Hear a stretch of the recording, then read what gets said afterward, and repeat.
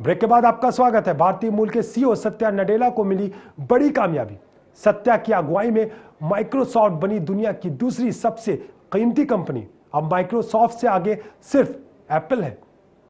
Microsoft दुनिया की दूसरी सबसे कीमती कंपनी बन गई है। माइक्रोसॉफ्ट ने एरिक्सन मोबाइल को पछाड़ते हुए यह उपलब्धि हासिल की है।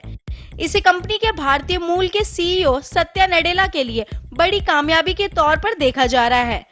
अब माइक्रोसॉफ्ट से आगे सिर्फ एप्पल है। नडेला की अगुवाई में माइक्रोसॉफ्ट अपनी उस छवि को बदलने में कामयाब रहा है जिसमें माना जाता था कि कंपनी बाजार और ट्रेंड के हिसाब से उत्पाद नहीं ला पाती। नडेला ने कंपनी का खर्च घटाया है, नौकरियों में कटौती की है। उन्हीं के कार्यालय में कंपनी मोबाइल मार्केट की तरफ आक्रामक तरीके से बढ़ी। माइक्रोसॉफ्ट की कुल मार्केट वैल्यू $410 बिलियन है। गौरतलब है कि एप्पल दुनिया की नंबर 1 वैल्यूएबल ब्रांड है। एप्पल की मार्केट वैल्यू $668 बिलियन है। दिलचस्प है कि 1999 में माइक्रोसॉफ्ट दुनिया की सबसे कीमती कंपनी थी। तब उसका कुल मार्केट शेयर $616 बिलियन ही था। इसके अगले ही साल से माइक्रोसॉफ्ट के शेयरों में गिरावट हो गई। माइक्रोसॉफ्ट की गाड़ी अब फिर ट्रैक पर आने लगी है। अप्रैल 2013 से कंपनी के शेयर 70% तक बढ़ चुके। नडेला के कमान संभालने के बाद से कंपनी में काफी बदलाव हुए हैं। अब नतीजे देखकर तो यही कहना होगा कि ये बदलाव अच्छे रहे हैं। बिजनेस डेस्क, जिया न्यूज, मुंबई। बुलेटिन के आखिर में नजर डालते हैं इस हफ्ते की बिजनेस की टॉप 10 खबरों पर। वित्त मंत्री अरुण जेटली ने फिर एक बार आरबीआई गवर्नर रघुराम राजन पर इंटरेस्ट रेट कम करने के लिए दबाव बनाया। जेटली के अनुसार रघुराम राजन को 2 दिसंबर को इंटरेस्ट रेट कम करने का फैसला ले लेना चाहिए, जिससे इकोनॉमी को अच्छा खासा बूस्ट मिलेगा। रिजर्व बैंक ऑफ इंडिया ने सोना इंपोर्ट पर टैक्स लगाने का मन बना लिया है।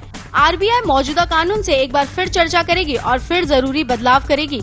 गिरता भाव देखकर भारत में सिर्फ 20% गोल्ड का इंपोर्ट हुआ है।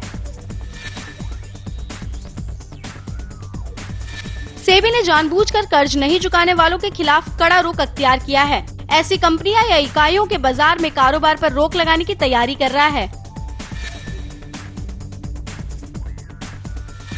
ऑस्ट्रेलिया की क्वींसलैंड प्रांत की सरकार ने अदानी समूह के प्रस्तावित कोयला खान परियोजना को मंजूरी दे दी। प्रांतीय सरकार ने इसके साथ ही इस बड़ी परियोजना की मदद के लिए रेलवे बुनियादी ढांचे में बड़े निवेश की भी घोषणा की है। भारतीय कंपनी अदानी समूह ने गैलीली बेसिन में $7 अरब की कोयला खान परियोजना प्रस्तावित की थी। टेलीकॉम डिपार्टमेंट मई 2015 तक 3G और 4G एयरवेज बेचने की योजना बना रहा है। इस नीलामी से सरकार को 60,000 करोड़ रुपए से ज्यादा रकम मिल सकती है। वहीं बढ़ती डाटा ग्रोथ को सपोर्ट करने के लिए ज्यादा स्पेक्ट्रम की भारतीय एयरटेल और वोडाफोन इंडिया जैसी कंपनियों की मांग भी पूरी होगी। रेलवे की कमाई 11% बढ़ी। रेलवे की कमाई की रफ्तार और तेज होती जा रही है। अप्रैल से लेकर अक्टूबर 2014 के बीच रेलवे ने पिछले वर्ष की तुलना में इस साल 11% ज्यादा कमाई की है।